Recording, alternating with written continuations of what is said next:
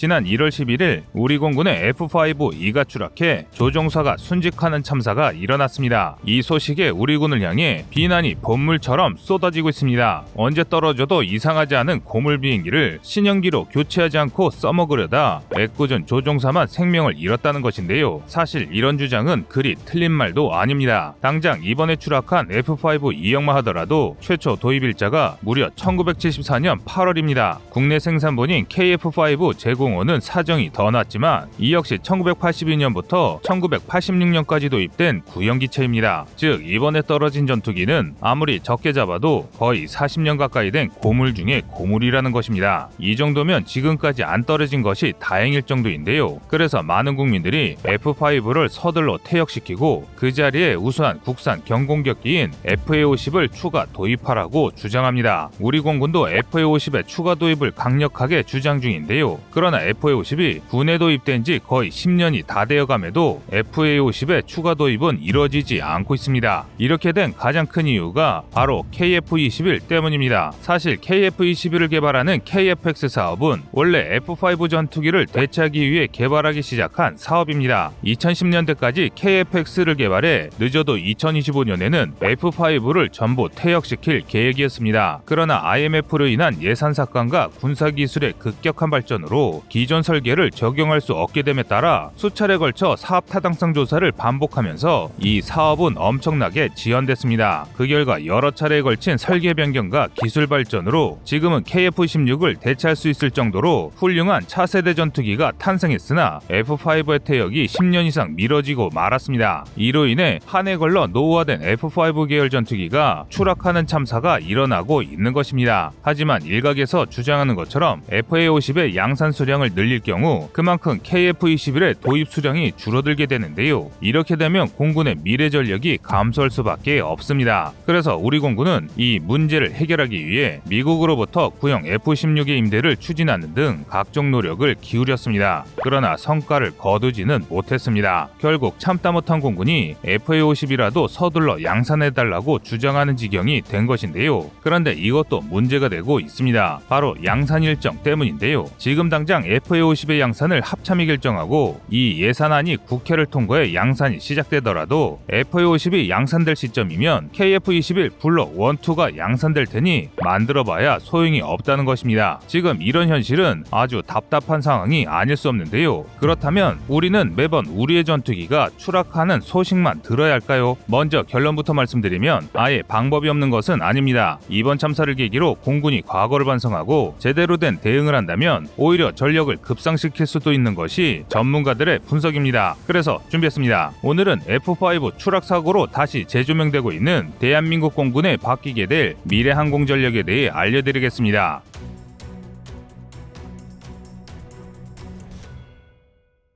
지난 1월 11일 30대 신모대위가 조종하던 F-5E가 비행 중 추락하는 참사가 일어났습니다. 오후 1시 44분경 이륙하자마자 좌우 엔진 모드에서 화재 경보가 울리기 시작했고 이에 당황한 조종사가 비상 탈출을 2번이나 선언했으나 결국 탈출에 실패했습니다. 이후 기지에서 약 8km 떨어진 인근 야산에 추락해 조종사가 순직하는 안타까운 일이 벌어졌습니다. 이에 공군은 이례적으로 즉각적인 대응에 들어갔습니다. 북한 접점 지역 등 초기 비행 및 정찰 비행이 반드시 필요한 항공기와 긴급 대기 상태에 있는 항공기를 제외한 모든 군용기에게 비행 중단 명령을 내린 것입니다. 각기 다른 비행단에서 공군의 최신의 전투기인 F-35와 구형 전투기인 F-5가 일주일 간격으로 연달아 추락한 원인이 공군의 시스템에 있는지 점검하기 위해서라는 것이 전문가들의 분석인데요. 이 때문에 또 다른 사고를 예방하기 위한 긴급 정비 역시 이뤄지고 있습니다. 하지만 이런 노력에도 F-5가 추락하는 것을 막을 수는 없습니다. 노후화가 심해도 너무 심하기 때문인데요. 대한민국이 F-5를 처음 도입한 것은 무려 1960년대 초중반입니다. 당시 우리 공군을 압도하던 북한 공군을 상대하기 위해 지금은 이미 퇴역한 F-5A B형을 대거 도입한 게 그 시작이었습니다. 이번에 추락한 F-5E 계열 항공기는 기존 F-5AB의 레이더를 탑재하고 엔진을 교체한 개량형 기체로 1974년부터 국군에 인도됐습니다. 1982년부터는 KF-5 재고 대공화라는 이름으로 라이선스 생산되기도 했는데요. 길이 14.4m, 폭 8.1m, 높이 4.1m, 최대 이륙 중량 11.2톤에 최대 추력 3,500파운드, 애프터버너 추력은 5,000파운드로 J85G21B 터보제트 엔진 2기를 장비한 쌍발 경량 전투기입니다. 사실 F5는 도입 당시에도 성능이 그리 좋은 편은 아니었습니다. 당연히 2022년 현재를 기준으로 초기의 임무나 제한적인 대지 임무에서나 겨우 쓸 수 있는 수준에 불과합니다. 특히 우리 공군이 운용 중인 F5 계열 항공기의 경우 AIM-9 사이드와인더를 제외하면 운용할 수 있는 미사일이 전무합니다. 그러나 제한적인 개량을 통해 KGGB 항공유도 폭탄을 운용할 수 있는 게 전부인데요. 그런데 공군은 이렇게 후진 F5를 왜 아직도 퇴역시키지 못하고 있는 것일까요? 더 정확히 말하면 퇴역시킬 방법이 없습니다. 원래 우리 공군은 공군의 현대화를 위해 FX 1차 사업과 KFX 사업을 훨씬 일찍 추진하려 계획했습니다. 특히 F5를 대체하기 위해 KFX 사업에 많은 공을 들였는데요. F5의 노후화는 지금으로부터 거의 30년 전인 1990년대에도 많은 문제가 발생했기 때문입니다. 하지만 IMF로 국방 예산이 동결되면서 이 계획이 크게 지연되고 말았습니다. 다행히 FX 사업의 경우 경제가 회복된 이후에 사업을 서둘러 제기해 F-15K 40대를 도입했고 2차 사업으로 21대를 추가로 도입했습니다. 반면 KFX의 경우 사업이 예상보다 더 미뤄지고 말았습니다. 미래전장 환경에 맞는 변화로 현 시대에 맞는 기술이 발전하게 되면서 이처럼 다양한 이유로 설계가 여러 차례 변경됐습니다. 또한 그동안 첨예하게 대립됐던 외산 도입과 국산 개발을 두고 갑론을박은 더 심해졌습니다. 하지만 이 덕에 최적의 설계와 기술이 적용된 KF-21 보라매가 탄생할 수 있었으나 F5의 퇴역이 한없이 밀리기 시작한 원인이기도 했는데요. 당연히 그 사이에도 F5의 추락 사고가 끊임없이 벌어졌습니다. 2000년대 이후로 사고로 소실된 F5 계열기의 숫자만 하더라도 무려 10세대에 달하며 1994년부터 2022년 1월 11일까지 총 19명의 파일럿이 F5 추락 사고로 사망했을 정도입니다. 상황이 이런데 우리 군이 손을 놓고 있었을 리가 없습니다. 우리 공군은 지난 2013년 중고 F-16 60대 정도를 미국으로부터 임대하는 사업을 추진했습니다. 이는 노후화된 F5의 조기 퇴역을 위한 특단의 조치였습니다. 하지만 미공군 역시 전투기 단가 상승으로 인한 작전기 부족으로 우리와 같은 처지였는데요. 이 때문에 타국의 전투기 임대 사업은 결국 실패하고 말았는데요. 그래서 우리 군은 2024년까지 전술을 입문 훈련기 TA-50 20기를 추가로 도입하고 훈련용으로 사용하던 KF-16 일부를 작전에 투입할 계획입니다. 그러나 이 정도로는 부족한 전투기 수량을 메우기에는 턱없이 부족한 것이 사실입니다. 그래서 공군은 최후의 수단으로 FA-50 경공격기의 추가 양산을 빼들었습니다. FA-50 추가 도입으로 KF-21 도입 수량이 줄어들더라도 당장이 기중한 파일럿의 목숨과 전력 공백을 막아야 한다고 판단한 것인데요. 그런데 뜻하지 않게 일각의 반대로 이 계획에 차질이 생겼습니다. 바로 FA-50 추가 양산이 과연 적절한지에 대한 논란이 일어났기 때문인데요. 어떻게든 KF-21 양산까지 F5를 써먹다가 KF-21을 대량 양산해야 한다는 이들과 설령 KF-21의 생산 물량이 줄더라도 인명피해를 막고 전력 공백을 최소화하기 위해 FA-50을 서둘러 양산해야 한다는 이들이 맞붙었습니다. 그런데 많은 군 전문가들에 따르면 지금은 이런 말싸움을 할 때는 이미 지났다고 말합니다. 2022년 1월 현재를 기준으로 합참이 FA-50 추가 양산 소요를 바로 결정하더라도 사업성을 검토하고 예산이 확정되어 생산이 시작될 무렵이면 KF-21 보라매가 양산될 것이므로 F5 때문에 FA-50을 만들기에는 늦어도 한참 늦었다는 것입니다. 이들의 의견이 맞다면 우리 군은 보라매가 본격적으로 배치될 2030년대 초반까지 폐물이나 다름없는 F5를 운용해야 합니다. 그런데 그렇지가 않게 됐습니다. 일각에서 주장한 번뜩이는 계획으로 한국의 공군 전투력은 올라가고 노후화된 F5를 교체할 수 있는 사업을 추진할 수 있습니다. 우선 우리 공군이 과거 1990년대 우리 해군이 했던 것처럼 적극적인 행동을 통해 국방에 필요한 작전기를 확보하려는 의지가 있어야 합니다. 일례로 1991년 걸프전이 발발하자 우리 군은 미국의 요청을 받아들여 해군 함정을 걸프 지역에 투입하기로 결정했습니다. 그런데 갑자기 해군이 정부의 결정에 정면으로 반발하기 시작했습니다. 당시 파병 규모를 결정하던 국방부 정책기획관에서 파병될 해군 함정으로 충북급 구축함을 선정했기 때문이었는데요. 충북급 구축함은 만재 3,400톤의 구형 구축함으로 미국이 2차 대전 말기 생산한 기어링급 구축함을 중고로 물려받은 함정입니다. 1991년 당시를 기준으로 이번에 추락한 F5처럼 이미 설령이 45년 이상 지난 폐물이었습니다. 노후함답게 정말 말도 안 되는 문제가 많았는데요. 그중 대표적인 사건이 1996년에 충북급 DD-919 대전함에 살던 지들이 전선 피복을 갉아먹어 화재가 발생하는 웃지 못할 총극이 벌어지기도 했습니다. 이런 배를 타고 이라크까지 가란 말은 곧 죽으라는 말이나 다를 바가 없었는데요. 결국 해군의 반발로 해군 함정을 파견하는 대신 C-130H 수송기를 이용해 파병이 이루어지면서 사태가 일단락됐습니다.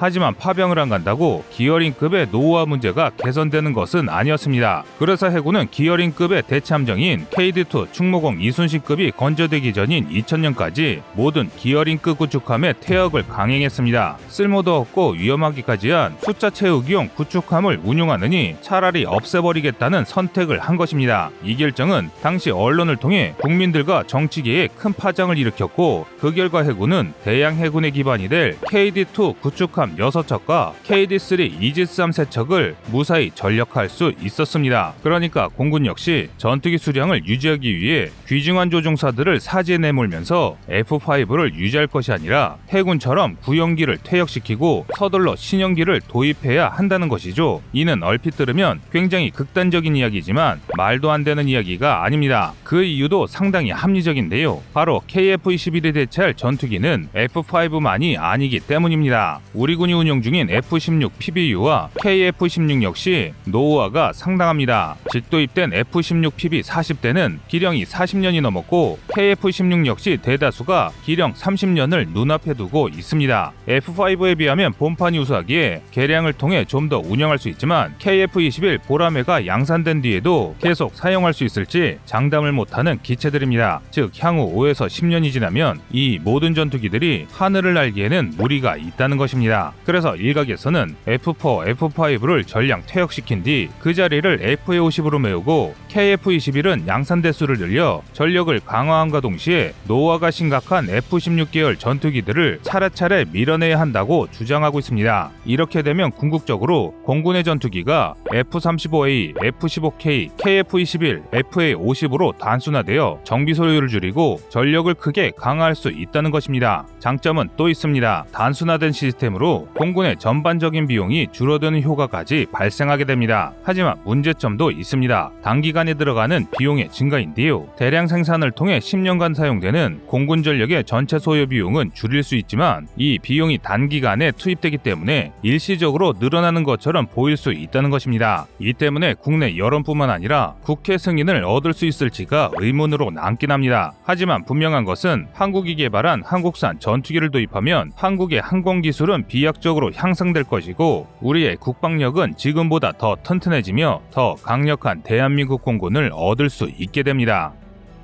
시청자님의 의견을 댓글로 남겨주시기 바랍니다. 여러분의 좋은 의견이 좋은 영상을 만드는데 많은 힘이 됩니다. 이상 꺼리튜브였습니다.